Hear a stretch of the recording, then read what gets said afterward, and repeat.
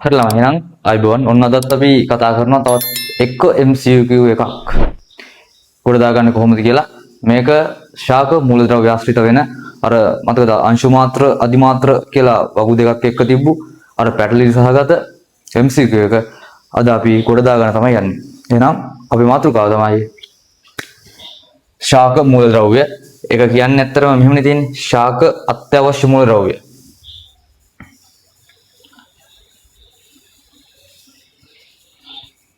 අත්‍යවශ්‍ය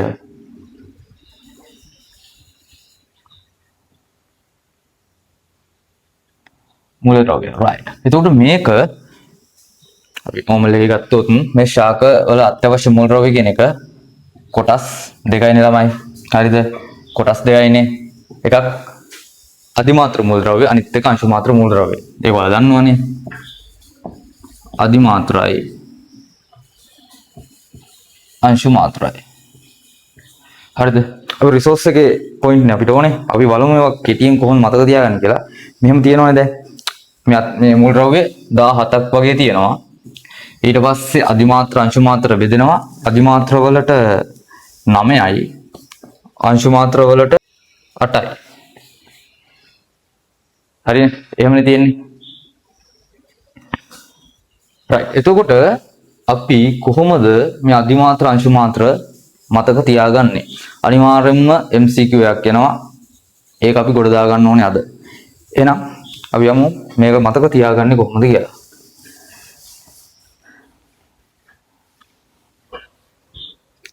හරිලා.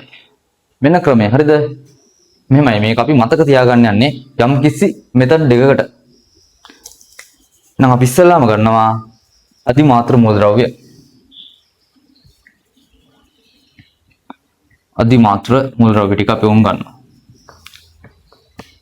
මොනවා කරන්නද ළමයි මේ අධිමාත්‍ර මූලද්‍රව්‍ය ටික මූලද්‍රව්‍ය ආකාරයෙන් මතක තියාගන්න. කියන්නේ කීයක් තියෙනවද කියන්නේ මොනවද මේ මූලද්‍රව්‍ය ටික ඉස්සෙල්ලා මෙයාලගේ අපිට ඇත්තටම තියෙන මොනවද? කෘත්‍ය සහ ඌනතා ලක්ෂණනේ. ගොඩක් දුරට එන්නේ ඌනතා ලක්ෂණ මිශ්‍ර කරලා MCQ එක. right. අපි ඉස්සෙල්ලාම බලමු කොහොමද මේ ටික අපි මතක තියාගන්නේ කියලා. මේ මූලද්‍රව්‍ය නම් මෙන්න මෙහෙම. හරිද? අපි මෙන්න මෙහෙම මතක තියාගමුකෝ. මේක ලේසි. මේක ඔයාලා අර කලින් ඒවා වගේම දුන්නාම කොලයක දාගන්න. කියන්නේ විභාගයට දෙනවනේ කොලය. ඉස්සෙල්ලාම අන්න එකේ දාගන්න. මෙන්න මෙහෙම. හරිද?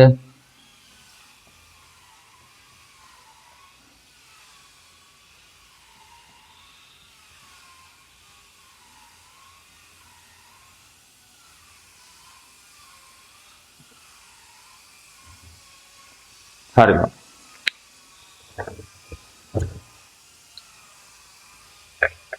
චෝන් කැප්කස්. දැන් මම මේ මූලද්‍රව්‍ය ටික තමයි ලිව්වේ. ඒ පොතේත් එහෙමනේ තියෙන්නේ. ඒතකොට ඒකේ මතක තියාගෙන විලේශයක් වෙන්නේ නැහැ. ඔන්න මේක මතක තියාගන්න මෙහෙම. හරිද? චෝන් කැප්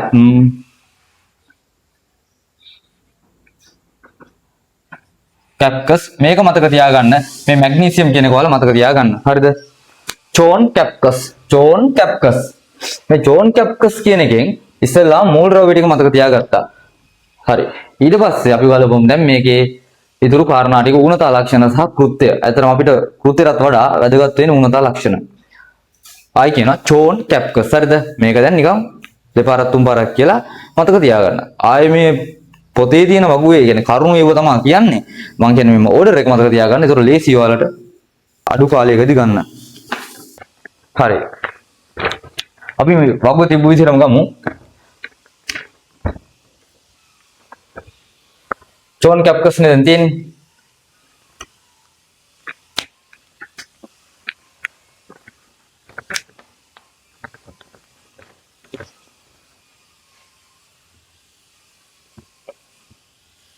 චෝන් ඔන්න කැප්කස් මැග්නීසියම්. ඔන්න මූලද්‍රව්‍ය ටික දාගත්තා. ඌනතා ලක්ෂණ ඕන බලන්න. මේ තුන් දෙනාම CHO කියන තුන් දෙනාම මේ CHO කියන තුන් දෙනාම ඌන වුණොත් වර්ධනය ඌන වෙනවා. හරිද? වර්ධනය වුණ වෙනවා. වර්ධනය වුණ වේ. හරි. ඊට අමතරව මේ හයිඩ්‍රජන් මේ වර්ධනය වුණ වීමත් එක්කම වෙනවා තව එකක් මැලවීම. හරිද? මැලවීම. right. ඔන්න CHO වර්ධනය වුණ වීම මැලවීම. මැලවීම වෙන්නේ හයිඩ්‍රජන් විතරයි. මේ වර්ධනය වුණ වීම අනිත් එකම සිද්ධ වෙනවා. හරි. ළමයි ගන්න මේ නයිට්‍රජන් ඊළඟට නයිට්‍රජන්. අපි මෙහෙම මතක තියාගමු. මේ නයිට්‍රජන්ගේ ලස්සන කතාවක් තියෙනවා කුරු වර්ධනය කියලා. ඒක මතක තියාගන්න. නයිට්‍රජන් කුරු වර්ධනය. හරිද? කුරු වර්ධනය. කුරු වර්ධනය.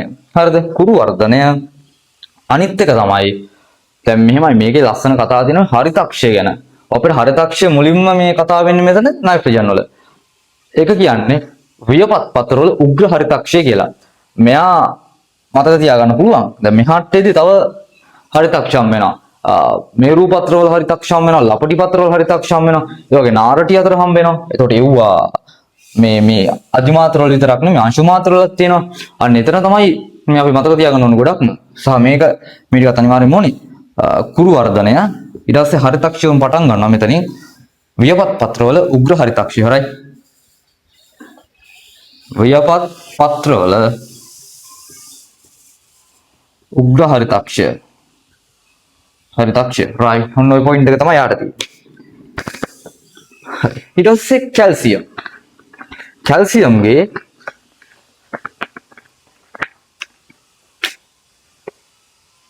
මොනවද තියෙන්නේ? ඔන්න බලන්න ලපටි පත්‍ර හැකිලිම අග්‍රස්ත අංකුර මේ යෑම. ලපටි පත්‍ර හැකිලිම අනිත් එක අග්‍රස්ත අංකුර මිය යෑම. ලපටි පත්‍ර හැකිලිලා අග්‍රස්ත අංකුර මිය යනවා මේ කැල්සියම් වල. හරි. ඔන්න ළමයි දැන් අපිට මේකේ මුල් ටික හරි. චෝන් කැ කියන දැන් හරි. දැන් අපිට තියෙන්නේ කැ හරි කැප්කස් නේ තියෙන්නේ දැන් ඊටෝ ටික. මෙතන ඉඳන් මේ වර්ණත් එන්න ගන්නවා එක එක ඌනතා ලක්ෂණයට අදාළව. මේ ටිකේ පාටක් අපි කිව්වේ නෑ. එක එක ඒ කියන්නේ කොටස් වලට අදාළව යම්කිසි පාටවල ඌනතා මේ පෙන්눔 කරන ආකාරය මේ ෆොස්ෆරස් නම් පල්ලෙහාට තියෙනවා ළමයි. හරිද? එතකොට ෆොස්ෆරස් නේ තියෙන්නේ. ඔන්න බලන්නකො. මෙයාගේ කියනවා මෙහෙම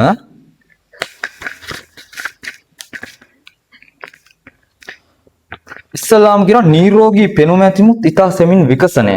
ඒක වැදගත් පොයින්ට් එකක්. නිරෝගී පෙනුම ඇතිමුත්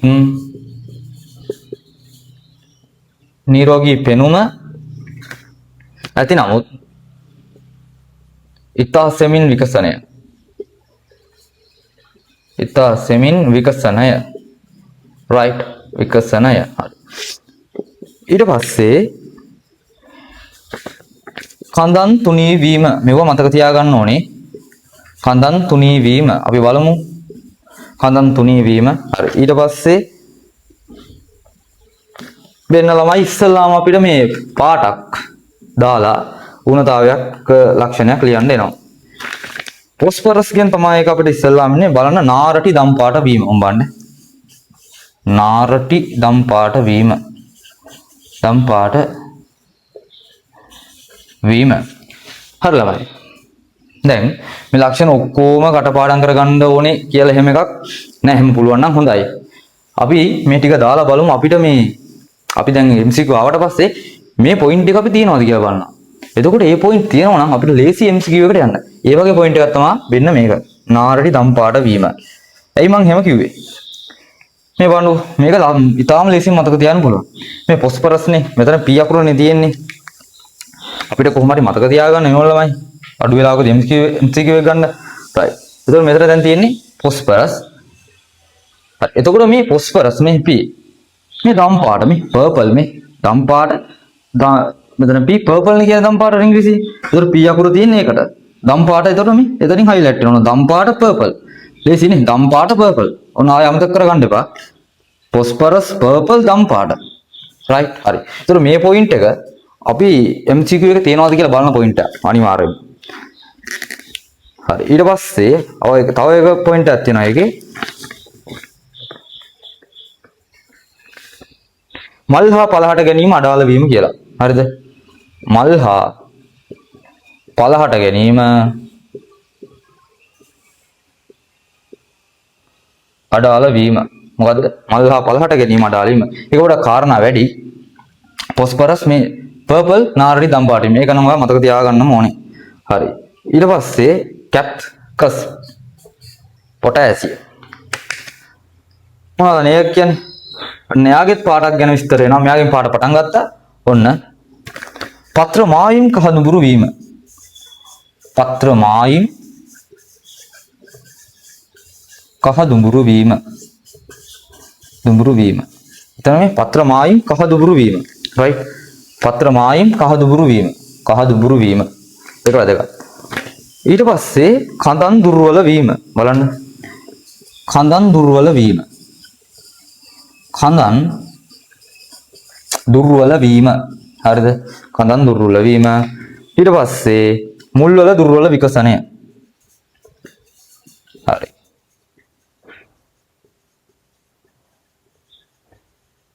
හරි ළමයි. ඔන්න බලන්න පොටෑසියම් ගෙත් කාරණා ටික හරි.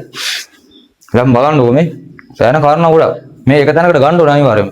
පොතේත් එහෙම තියෙන්නේ. මේ පොතේ තියෙන ඕඩර් එක වෙනස් කරලා ඒ කරුණමයි තියෙන්නේ. බයන්න එපා. හරි. දැන් මේ පාට පටන් ගන්න මෙතනින් මේ පර්පල් ගම් පාට. ඒක හරිනේ. ඊට පත්‍ර මායිම් කහ දුඹුරු වීම පොටෑසියම් කියලා අනිවාර්යයෙන්ම මතක තියාගන්න. දැන් කඳන් දුර්වල වීම කඳන් තුනී වීම. ওই දෙක පටල ගන්න එපා. ඒක මතක තියාගන්න ඔය කැප්කස් කියන ඕඩර් එක ඔයාලට මතක නම් මේ දෙක පටලෙන්න විදියක් නැහැ ඔයාලට. මොකද ළමයි මේ කඳන් දුර්වල වීමක් තියෙන්නේ. මෙතන තුනී වීමක්. අපි මෙහෙම නෝමල් එකේ මතක තියාගමු. මේ දුර්වල වෙනවා කියන්නේ ටිකක් දරුණු දෙයක් නේ. එතකොට මේ තුනී වීම වෙලා තමයි දුර්වල වෙන්න ඕනේ. අන්න එහෙම අයිඩියා එකක් ගන්න ඕලුවට. කඳන් තුනී වෙනවා. අනේ ඊට පස්සේ තියෙන එකේ ඊට වැඩිය දරුණු දෙයක් වෙනවා. මොකද්ද? කඳන් තුනී වෙලා අන්න දරුණු දෙයක් වෙනවා.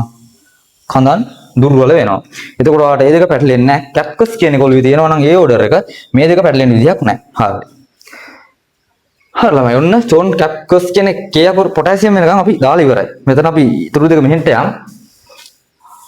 එහෙනම් අපි කතා කරමු සල්ෆර් ගැන නේ.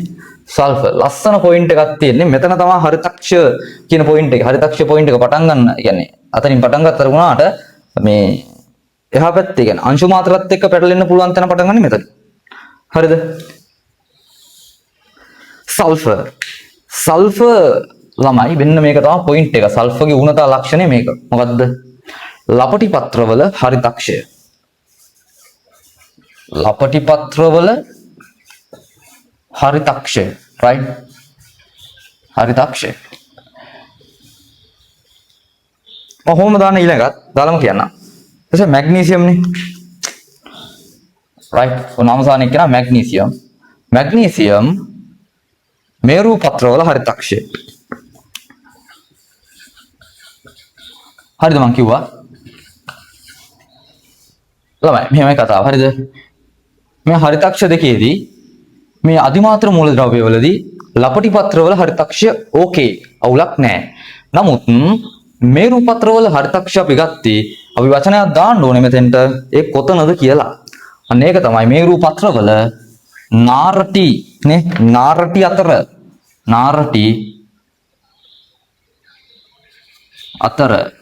අතර හරිතක්ෂය ඔන්න හරිතක්ෂය ලස්සන පොයින්ට් එකක්. මතක තියාගත යුතුම පොයින්ට් එකක්. අධිමාත්‍ර මූලද්‍රව්‍යවල නාරටි අතහරිතක්ෂය ඉන්නේ මේරු පත්‍රවල. ලපටි පත්‍ර නම් හරිතක්ෂය ඕකේ. සහ මතක තියාගන්න ඊළඟ මූලද්‍රව්‍ය සෙට් එකට කියන අංශු මාත්‍ර වලට යද්දී ඕක මාරු වෙනවා. ඒ කියන්නේ අධිමාත්‍ර මේ මේරු පත්‍රවල ගත්තාම නිකන් හරිතක්ෂය මේරු පත්‍රවල හරිතක්ෂය එක තියෙන්නේ. මොකද අංශු මාත්‍රවල ඒකෙදී ලපටි පත්‍රවල් නාරටි අතර කියලා කැල දාන්න ඕනේ. හරිද? දැන් මෙතන එහෙම ඕනේ නැහනේ. මේකේ අනිත් පැත්ත තමයි ලපටි පත්‍රවල හරිතක්ෂය මේරු පත්‍රවල නාරටි අතර හරිතක්ෂයනේ. අතන ලපටි පත්‍රවල නාරටි අතර හරිතක්ෂයක් එන්නේ මේරු පත්‍රවල නෝමල් හරිතක්ෂය එන්නේ. හරි. දැන් මෙන්න මේක අපි තව ටිකක් මතක තියාගන්න බලමු. මේ ලපටි පත්‍ර මේකත් අපි බලන පොයින්ට් එක. හරිද? මේක තියනවාද කියලාත් බලනවා. මේ දෙකම තියනවාද කියලා අපි බලනවා. මේක තියනවාද කියලා බලනවා. ඊට පස්සේ මේ ටික නම් මතක තියාගන්න පුළුවන් නේ. අන්න ඕවෙන් අර අපිට 5ක් උත්තර එනවනේ. ඕකෙන් 3ක් අයින් කරලා දාගන්න වගේ ගොඩක් උදව් වෙනවා මේක. ඒතර 5න් එකට වඩා 2කින් එක අතර දෝලනයක් සිද්ධ වෙනවා. මේ එහෙම වුණාම උත්තර කපලා දාන්න මේ කාරණු වැදගත් වෙනවා. හරි. එතකොට මේක මතක තියාගමු අපි මෙහෙම සල්ෆර් නිකන් ලපටිනේ. නිකන් මේ ලපටි නම් එහෙම අදහසක් නේ.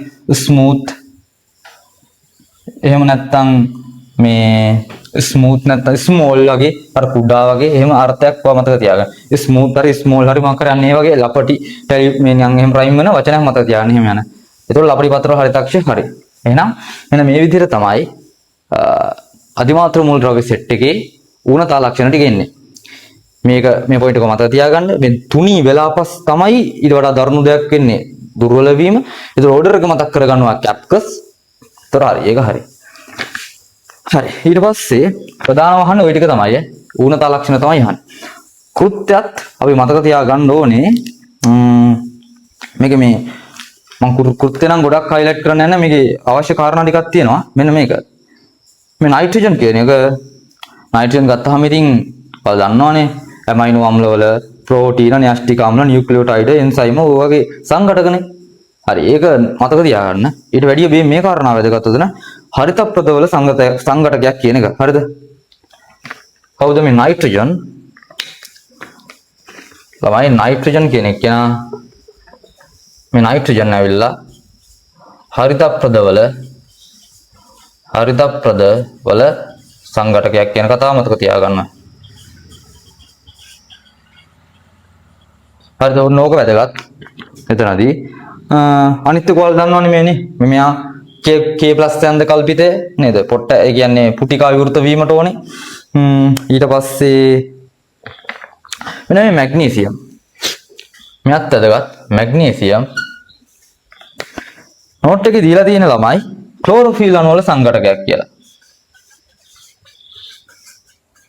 ක්ලෝරොෆිල් අණු වල සංඝටකයක්. හරිද? මෙන්න මේ දෙකේ තාම වැදගත්. හරිද? හරිතප්‍රද සංඝටකයයි හරිතප්‍රදයි ක්ලෝරොෆිල් ඔය එකක්. හරිද? ඒ කියන්නේ ක්ලෝරොෆිල් ඉංග්‍රීසියෙන් හරිතප්‍රද සිංහලෙන්. මේ දෙකම සමාන කාරණා. එතකොට අපෙන් අහන්න පුළුවන් හරිතප්‍රද වල සංඝටක වන අධිමාත්‍ර මූලද්‍රව්‍ය වන්නේ කියලා. නැත්නම් ක්ලෝරොෆිල් වල සංඝටක වන අධිමාත්‍ර මූලද්‍රව්‍ය. මේ දෙකම සමානයි. එතකොට ඔයා මතක තියාගන්න ඕනේ නයිට්‍රජන් සහ මැග්නීසියම් මෙන්න මේ කාරණා දෙකට අදාළව. හරිද? මෙන්න මේ කාරණා දෙකට අදාළව මොන කාරණාද? මෙන්න මේ කාරණා දෙකට අදාළව මෙන්න මේ දෙන්නා නයිට්‍රජන් සහ මැග්නීසියම් කියන දෙන්නා වැදගත්. මොකද පොයින්ට් තියෙනවනේ දීලා අපිට හරිතප්‍රද වල සංඝටකය සහ ක්ලෝරොෆිල් අණු වල සංඝටකයක් දෙක මේකයි. ඒතර ඔයාලට අහන්න පුළුවන් MC එක මම අර කලින් කියපු එක වගේ. ඒතර මේ දෙක මතක තියාගන්න. ඒ කෘත්‍යවලදී අනිත් ටික අර වගේ යනවා. හරි ළමයි. තව කෘත්‍ය තියෙනවා. ඒක ඔයාලා බලා ගන්න. මම මේ වැදගත්ම දෙක කිව්වේ. මේ ඌනතා ලක්ෂණ ඔක්කොම කිව්වා. එහෙනම් අපි ඊළඟට කතා කරමු අංශු මාත්‍ර මූලද්‍රව්‍ය. right.